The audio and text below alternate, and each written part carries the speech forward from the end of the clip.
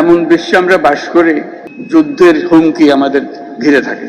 ভারত পাকিস্তান যুদ্ধ হই হই অবস্থার মধ্যে রয়ে গেছে।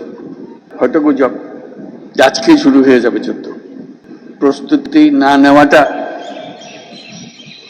আত্মঘাত। সবার সঙ্গে দেখা করার সুযোগ পেয়ে এবং আপনাদের প্রস্তুতি দেখে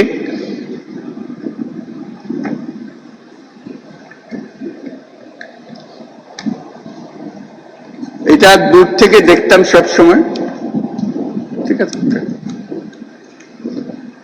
কিন্তু এত কাছের থেকে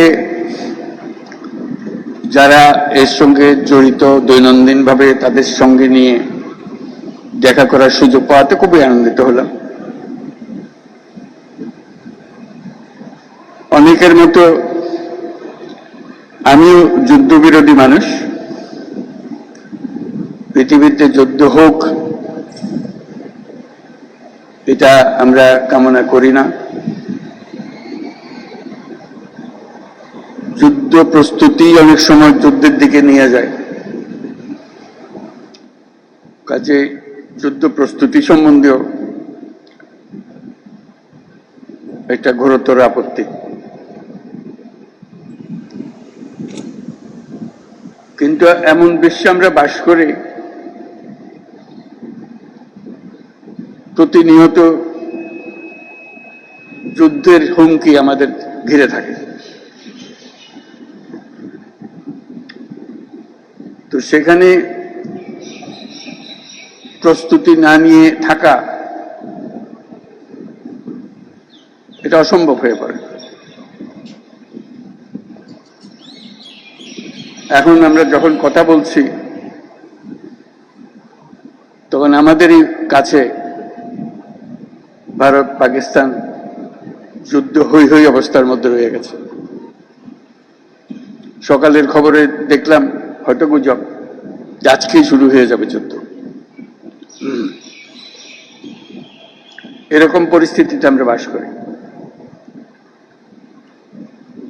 তো কাজেই এই পরিস্থিতির মধ্যে প্রস্তুতি না নেওয়াটা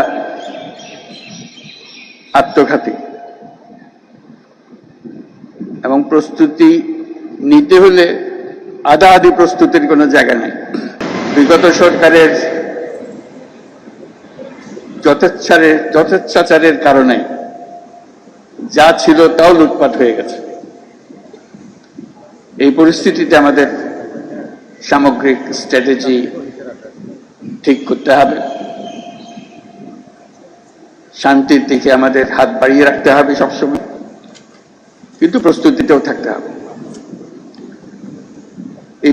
এই পরিস্থিতিতে আপনাদের সঙ্গে দেখা করে আপনাদের আজকের মহড়াগুলো দেখে খুবই ভালো লাগলো। এগুলো আমরা সিনেমাতে দেখি, বাস্তবে দেখার খুব একটা সুযোগ হয় না। আজকে আপনাদের কারণে সেটা বাস্তবে দেখলাম। যারা এর পেছনে এটাকে এত সুন্দরভাবে করার জন্য, নিখুঁতভাবে করার জন্য চেষ্টা করেছেন, তাদের সবার জন্য আমরা ধন্যবাদ জানাচ্ছি। জোরে হাত তালিয়ে দিয়ে আমরা একটা ধন্যবাদ জানাচ্ছি।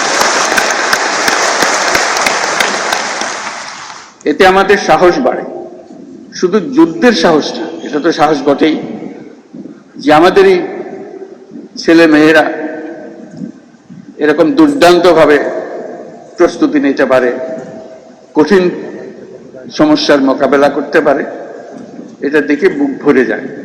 আমরা যারা আজকে বাইরের থেকে আসলাম, আমি নিশ্চিতভাবে বলতে পারি তাদের সবার বুক ফুলে গেছে যে আপনাদের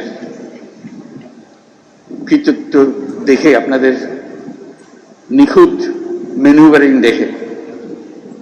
কাজে সেই